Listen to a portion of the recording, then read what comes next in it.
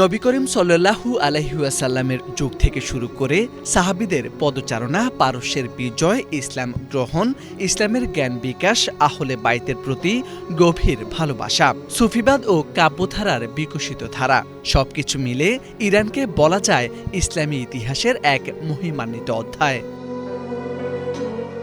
বর্তমান বিশ্বের মানচিত্রে ইসলামী ইতিহাসের এক গৌরবময় অধ্যায়ের নাম ইরান। সাহাবী সালমান আল ফার্সি রাদিয়াল্লাহু তাআলা থেকে শুরু করে ইমাম বুখারী, ইমাম মুসলিম ও ইমাম গাজালির মতো মনীষীদের অবদান পারস্য ভূমিকে করেছে জ্ঞানের আলোকবর্তিতা। হাদিস, ফিকাহ, দর্শন, সুফিবাদ ও ফার্সি কাব্যে রুমি ও সাদি সিরাজি বিশ্বজুড়ে ছড়িয়েছে ঈমান ও প্রেমের বাণী। ইসলামী স্থাপত্য, আহলে বাইতের প্রতি গভীর ভালোবাসা এবং ১৯৭৯ সালের বিপ্লব সব মিলিয়ে ইরান আজও ইসলামী বিশ্বে এক প্রভাবশালী ও ঐতিহ্যমণ্ডিত নাম।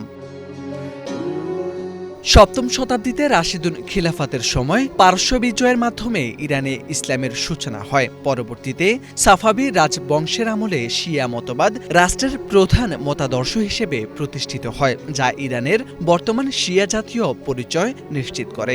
দেশটির হরমুজ প্রণালী সহ বেশ কিছু গুরুত্বপূর্ণ জলপথের কাছে অবস্থিত, যে পথ দিয়ে বিশ্বের মোট তেলের ২০% পরিবাহিত হয়।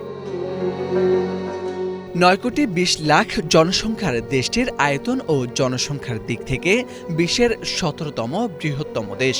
দেশটির মোট জিডিপি $৪১,৮০০ কোটি, যা অর্থনীতির আকারের দিক থেকে বিশ্বে ৩৬তম। বেকারত্বের হার প্রায় ৭.২%। ১৬ লাখ বর্গ কিলোমিটারের দেশটি আয়তনের দিক থেকে বিশ্বের ১৭তম। ৯,৩০,০০,০০০-এর বেশি জনসংখ্যা রয়েছে দেশটিতে। ৯৬ লাখ মানুষের শহর তেহরান ১৭৯৫ সাল থেকে দেশটির রাজধানী ও ইরানের বৃহত্তম শহর। ইরানের জনসংখ্যা প্রায় ৯০%, শিয়া মুসলিম। ইরান বিশ্বের ৭ম বৃহত্তম জনবহুল মুসলিম দেশ।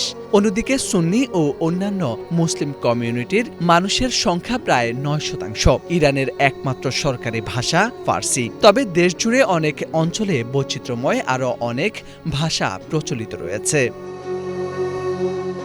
ইরানের প্রধান মসজিদ ও স্থাপনাগুলো পারস্য শিল্প, জ্যামিতিক নকশা এবং নীল টাইলসের কাজের জন্য বিশ্ববিখ্যাত।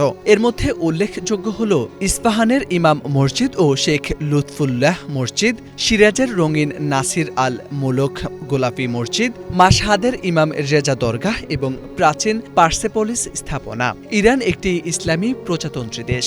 ১৯৭৯ সালে বিপ্লবের পর শিয়া মতাদর্শের উপর ভিত্তি করে ধর্মরাষ্ট্র ও রাষ্ট্রপতি শাসিত গণতন্ত্রের মিশ্র কাঠামো বিদ্যমান।